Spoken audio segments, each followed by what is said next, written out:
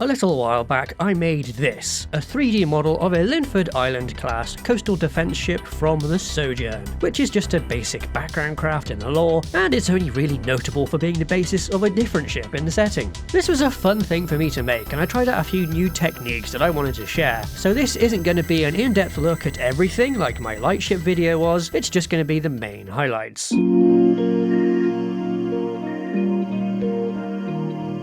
First off, I've got to clarify that I am in fact not part of the team making the Sojourn, so this really is just fan art. There was some confusion on the lightship video about that due to my work on Space Dock, but that is a completely separate team. Now onto the art itself, and the very first thing to do with any project is to gather reference images to work off of. In this case for the Linford, there's very little since it's basically a background ship, but it is related to some other craft, so we can also use those. So our references are this basic concept art of a Linford to show what features it has and where they are, some orthographics of the Radiator-class, which is based on the Linford, orthographics of a Fletcher longboat to help get the boat bay scale correct, and an assortment of pictures of other ships from the same faction, notably the Confiance and Temperantia. Technically, these two are the wrong era of ship design, but I'll talk about that later on when I go over differences between my version and the official one. To start in Blender, the first thing I did is bring in my human scale reference, Jimothy Scaleman, then make a bounding box set to the known size of the Radiator-class, which is probably close enough. Then I bring in the orthographic views as a mesh plane and line them up with the bounding box. I repeated all this for the Fletcher and placed that roughly where the boat bay would be. Having these guides in place makes it so much easier to set up the basic shape of the model, placing everything exactly where it should go while getting the scale and proportions correct. It's not an exact match, but it is close enough. One of the more important things I wanted to get right was the hull plating. My previous attempt at hull plate on my Temptress class was okay, but not great, and involved a stupid amount of sub-materials to get the plating to apply at all the correct angles. I could do better than that. The first step of this was looking at the references to see what they have going on. On these we can see a few things. There's the main type of smaller plating in a brick pattern, but there's also some variants of that in a few places, like these long straight ones, and the occasional bit that doesn't really have any pattern to it. Also, the main brick plating isn't uniform everywhere, it's broken up over a number of different segments. So the first step was to make those segments, and the pattern of these is just what I felt looked good. I made sure to have the pontoons vaguely match up with those on the Florencia, along with leaving open space for decals to fit on, more on those later. The way I made the segments was just by using the knife tool, then selecting those new edges, beveling them, and then insetting the created faces a little bit to give them depth. We also added a weight-limited bevel modifier to make sure the corners of stuff weren't all computer-perfect angles and had some softness to them that could catch the light. The weight limit is to make sure the modifier only adds the bevel on the edges that I tell it to, which you can see highlighted in blue. You can do basically the same thing with subdivision surface modeling, but I don't enjoy that, so I don't do it. Or I could just optimize by baking the high poly model down to a low poly one, which I also have never done. This lack of optimization is a bit of a trend, because I like leaving the door open to go back and fiddle with stuff. Now for the small panels on each segment, which use the very handy brick node in Blender's material system, with the material itself just being one I'd made previously for Temptress. I'll get to the details of that next, because first there's the solution to the jankiness with that ship's panels, which is just UV mapping. The issue on Temptress was that the coordinate system used to position the bricks was set using the object's data, so the bricks were glued to the object, but they were also projected from an angle onto it, meaning they'd be all stretched and the wrong size and shape on angled faces. The terrible solution I came up with back then was to just duplicate the material and change the angle it projected from, leading to this almighty mess. To fix that, the Linford version of that part of the material instead uses UV mapping, which lets you assign the faces of an object to a 2D map, which you can use for all sorts of things. The big one is texturing. The UVs are how you tell a 3D model where each part of a texture image goes, a process I was very familiar with from my time long ago making Kerbal Space Program mods. The process itself for the main hull and pontoons was pretty simple. Each set of faces that point in the same direction were unwrapped at the same time, using the Project from View option. The actual view itself was aligned using this thingy here to make sure each face had no distortion, and I was careful to not change camera angle when changing between face sets to ensure they were all the same scale. Now the material itself. There's a few versions of it on the ship with different brick patterns or colours, but they're all basically the same thing. The heart of it is just the handy dandy brick node using those UV coordinates we set up already. By the way, make sure you enable the Node Wrangler add-on. It has some good stuff in there that should really be default by now, like using Ctrl-T to add these mapping things, or Ctrl-Shift-Click to see a preview from a node. But back to the brick node, which also has a lot of other built-in functionality like colour variation between individual bricks, which is great for adding in a touch of variation. Next up the chain for the base colour is a dark patches thing that's just there to add on a little bit more variation, kinda like what we see on the Tripathia. Then there's a couple of noise nodes that mix together to add yet more variation to the colour. Next along the chain is an edge highlight that this particular material doesn't use, which is why the nodes are muted, but some other parts, like the nose of the ship, do make use of it. I like to include this highlighting even when doing that beveled edge trick, since it helps define the shape of the model even when the lighting on it is flat. It's the same sort of thing you might do on a painted model. If you want to do this yourself, there are many ways of achieving it, but some only work with the Cycles renderer. Look up some tutorials and see what works for your use case. The last part of the base colour chain is a bit of ambient occlusion, which is used here as a sort of inverse of the edge highlighting, to make the inset gaps between the hull segments a bit darker. There's two other bits plugged into the final material here beyond colour. This one is roughness, which as you can guess is how smooth the material is. You could just set a flat number for this, making the entire material the same, but we can also use the noise patterns we already have to give some variation to it. This other stuff here is just a way to get the values from the noise section to be close to what the flat number would be if we used it, to make sure nothing is pure white or pure black, which would be perfectly smooth or the opposite. You normally don't notice the variations in the roughness unless a light is shining on the material at an angle. A thing to note here is that paint materials like the logo decal and such are always a lot more rough than the metal hull plate they're applied to, so the light bouncing off them is different. The last part of the material is the normal map.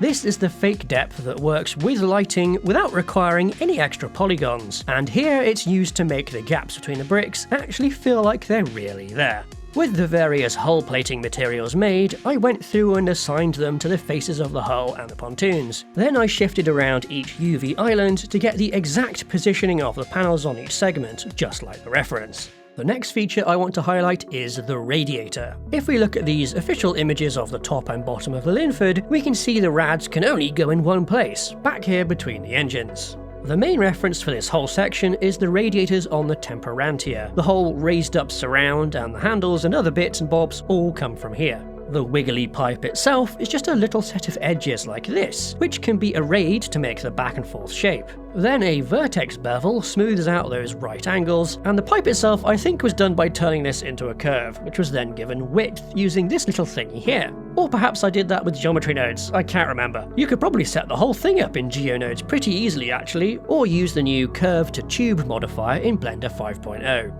The material for the pipes is pretty simple. They're just dark coloured metal, but the important bit is the glow down here, which is a little bit janky and can be improved. The important part is the black body node, which handles setting the colour, with this other stuff setting the strength. It doesn't work super great for changing the values, since ideally the temperature you set in the black body node should also scale the strength. The glow dropping off over the length of the pipe is achieved by just UV mapping the pipe from the side, and this gradient node going into the glow strength controls the drop off along that UV map. Hottest at the start of the pipe, coldest at the end. At some point the temperature goes below the level of producing a visual glow, but it's still hot, so that's why so much of this is dim.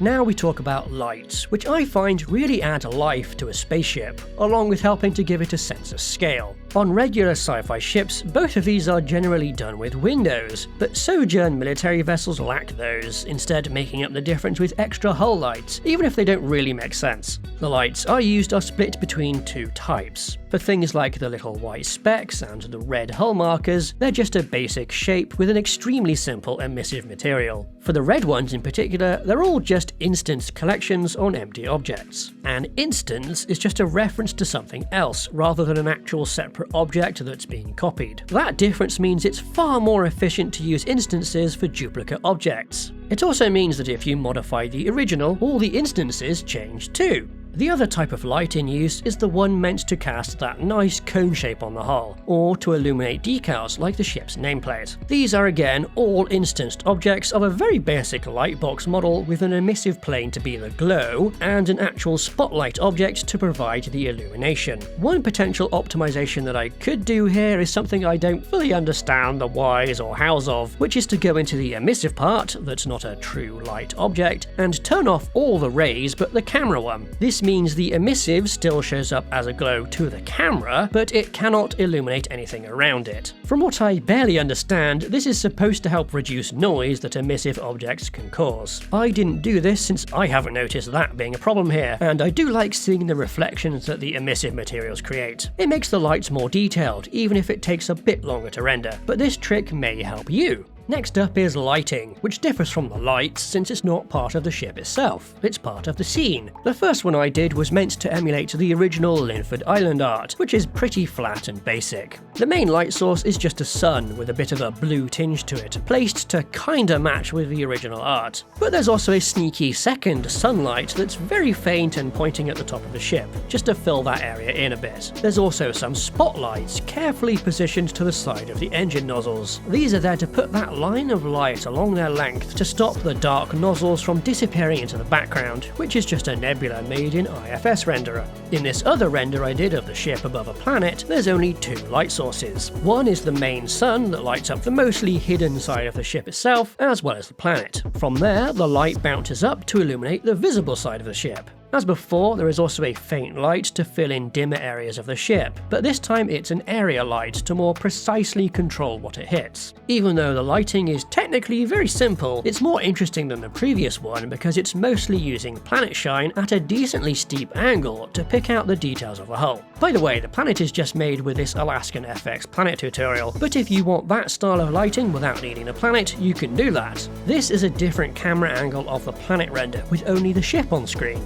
The two sunlights are still there, but instead of bouncing light off a planet, there's just a big circular area light instead. One thing to remember with area lights is that their brightness scales with their size. If you make it bigger, the power output is spread over more area, making the light dimmer, and vice versa, so change both values. Now a bunch of miscellaneous little things, like all these tiny details all over the Confiance. They really add a lot to making it feel large, but I have my suspicions that these are just decals, like those created by paid add-ons like Decal Machine or Decalify. You can get a lot of detailing really easily with something like that, but I don't have those add-ons already decals, or know how to set them up, but I still wanted the little bits and bobs. So I just added on a bunch of horrible little booleans. I actually also do that for what I call hatches all over the hull. Those are fully modelled and then instanced into boolean cuts into the hull, rather than just being 2D features. As I said, this model is not optimised. Now there are some actual 2D features on the ship, split into three types. The first one is just a different material applied to specific faces, like these hazard stripes on the boat bay.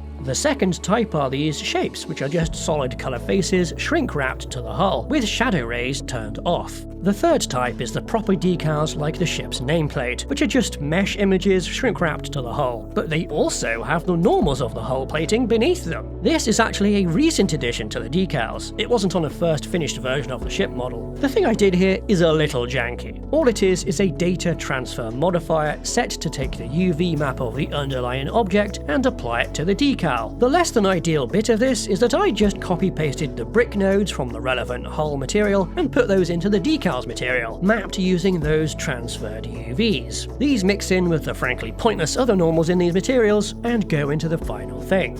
Ta-da! Now it properly looks like paint on the hull plate, rather than something hovering above it. The last set of things to cover are the things I deliberately did differently to the real Linford Island. The big obvious one is all the detail everywhere, which just isn't present on the official Linford because it's just an unimportant background thing. That's why so much of my version takes things from the Confiance, like the engines, which are literally just the ones from the Temptress, and based upon those of the Confiance. Overall, this heavy use of the Confi and the Temperantia makes my Linford a bit anachronistic, since the design of it is meant to be some 40 years older than those other ships. Technically speaking, the Linford should be closer in styling to pre-war vessels like the Troubadour, but there's not really any good reference images to use of that. Plus, I just really like the Confiance. The more specific difference is the new nose on my version. From the different hull plating colours to the addition of sensors and antennas, this whole area is very different to the official Linford Island. Even the low detail version of that ship from the Frontier War lore series lacks the antennas in that area. The boat bay is also a bit different, mostly with the door. On mine it's a singular one that slides down, whereas the official one has a split. On the opposite side to the hangar door, mine also has basically nothing to match the original art, whereas the low detail official version of the ship has this docking tunnel connector thingy-mabob there. Further back along the hull, there's the torpedo segment, which I made a lot bulkier than what's on the reference. I could have just had it be this darker colour set flush with the hull, but I wanted to reference the Panaron modules that can be equipped to the Florencia.